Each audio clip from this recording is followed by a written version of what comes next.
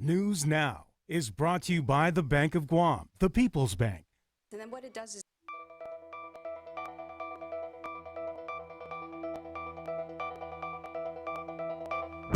From the Pacific News Center in Hagåtña, Guam, here's Clint Ridgell and Janella Carrera with Betsy Brown and Roselle Romanes. PNC Sports with Blake Watson and weather with Joanna O. With your news now. Hafa, good evening and welcome to the Pacific News Center. You're watching PNC's News Now. We are broadcasting live in Saipan and in Guam. I'm Clint Ridgell. And I'm Janella Carrera. Thanks for tuning in. Your top story tonight: for the second time during trial, the alleged victim of Francis Ju Taitano took the stand again as a rebuttal witness. The prosecution called her back up to talk about a Facebook post she made back in 2012, but not without objection from the defense. Facebook has all of these postings. They're archived, and they had the opportunity to subpoena Facebook to get these postings, and they chose not to. It's the second time and perhaps the last time she takes the witness stand. The victim in the rape trial of Francis Ju Taitano was asked to come back to talk about a Facebook post she made in the summer of 2012. The now 18-year-old is accusing Taitano of raping her when she was only 11 years old. She says she posted a drawing depicting a dark moment in her life. It was of a girl holding her face, crying, with cuts and rose thorns. The caption read something about wanting to die. Her testimony contradicts that given by others who said that all her drawings depicted happy thoughts. But under cross-examination, the victim admitted that today was the first time she ever mentioned the Facebook drawing to prosecutors.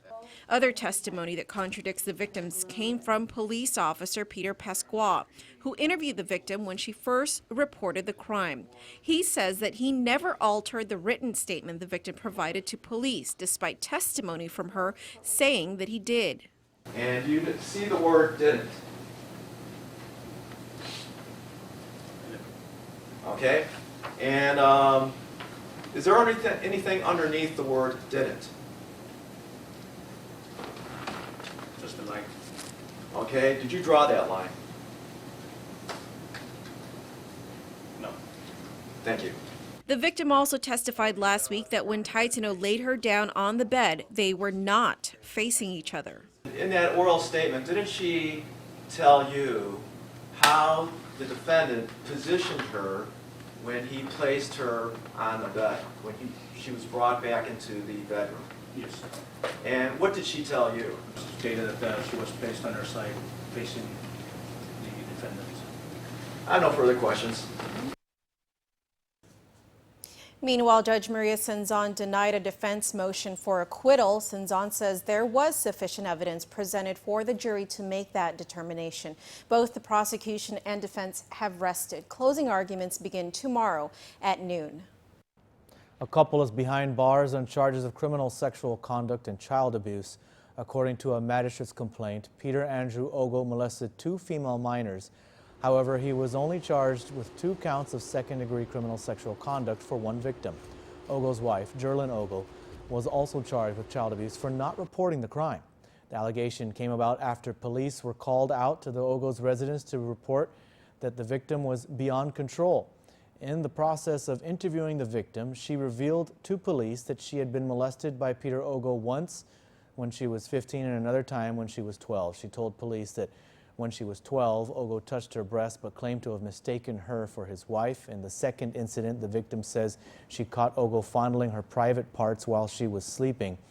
Peter Ogo denies the allegations. Jerlyn Ogo admitted that the victim had confided in her about the incident, according to police, but that she didn't report it because the victim didn't want to report it. The victim, however, told police that when she reported the incident to Jerlyn, she dismissed her claims and told the victim that she must have been dreaming.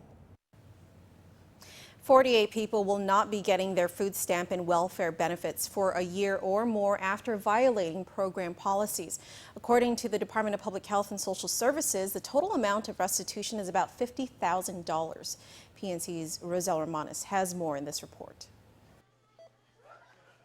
Public health is tracking down more residents abusing public assistance programs. In fact, for the first quarter of fiscal year 2015, 48 individuals were ousted from food stamp and welfare benefits for violating program policies. 2 quarters ago, there was approximately 26 people that were caught in violation. Last quarter is approximately, I think, 38. This quarter is 48. So it's starting to show an upward trend, but that doesn't mean that there's that much more actually going on. We're just catching them for various reasons. As of last month, there were about 47,000 residents receiving food stamps. Program coordinator Francis Damien tells PNC that out of the 48 violations, most were disqualified for failing to report employment changes. However, he says he noticed a growing trend of trafficking. Damien explains. They're either exchanging their benefits for cash, which is a definite no-no, or even crediting. And in crediting, there's no way of regulating that, so they need to be very careful. The stores should not have been doing it, and the clients as well, so it's almost a conspiracy. Individuals caught abusing the program will be ineligible for benefits for a year for the first violation, 2 years for the second violation, and a permanent disqualification for the third violation or trafficking over $500. The whole reason for this program is assistance. So if you really need it and you're using it for, in this instance, the SNAP program, the food stamps, then you should use it for that particular purpose. To comply with the program requirements, Damien reminds residents to report any change in employment, household members moving in or out, or change of address. For more information or to report a violation, he says to call 735-7353. Rosal Romanes, PNC News. Speaking of food stamp fraud, the owner of Sky Mart in Jigo was ordered to pay back the $170,000 he stole from the SNAP program.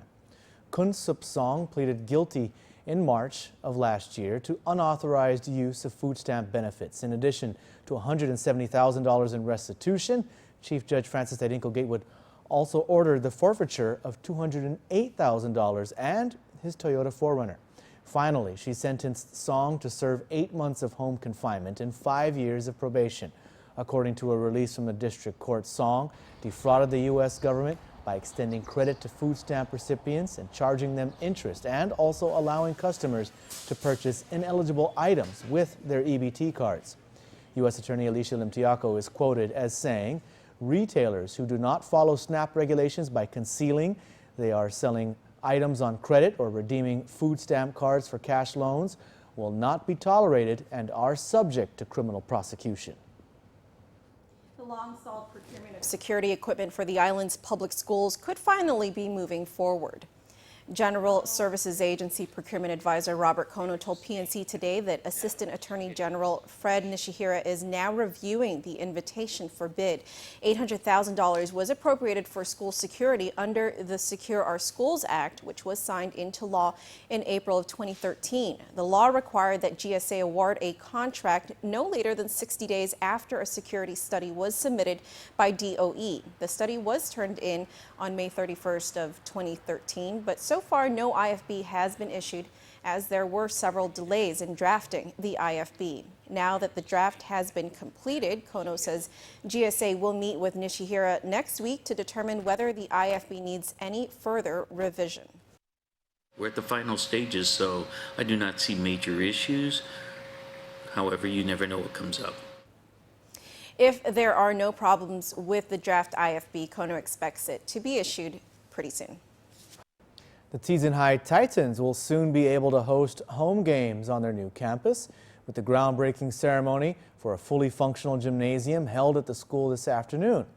PNC's Betsy Brown has more on the project. The Tiyan High School Titans will soon have their own 16,000 square foot gymnasium to host athletic events in. A groundbreaking ceremony was held on the construction site this afternoon. Associated Body of Students President Janae Mazga says having a fully functional gym will help build school spirit. Having a new gymnasium for our school means improvement and advancement in our school morale. We will begin to see more student support and unity. When the announcement of our new gymnasium was being built, all you would hear from the students was, it's going to be so nice, I can't wait for home games, pep rallies are going to be so much fun, and from there, you can see students uniting. While the purchase of the Tiyan property was met with a lot of criticism, Governor Calvo took today's ceremony as an opportunity to say it was worth every penny. I do believe that our youth are priceless, but that doesn't mean we're going to overspend. And for this particular facility, we did not. So to all of those that were stakeholders, God bless you.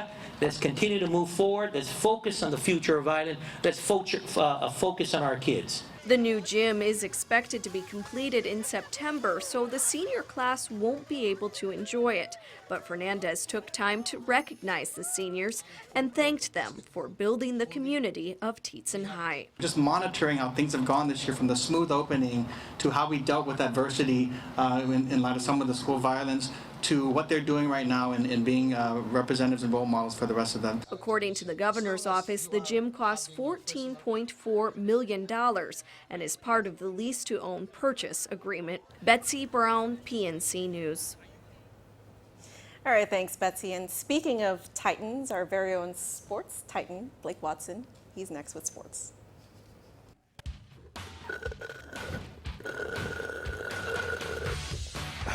Just got off the tennis courts, day 2 of tennis, week 1. I'll have the recap tomorrow, but I'm here to tell you sports is coming up. Today in sports, it's all about hoops. Doubleheader for basketball. See you there. I'm going to hydrate till then. You should too.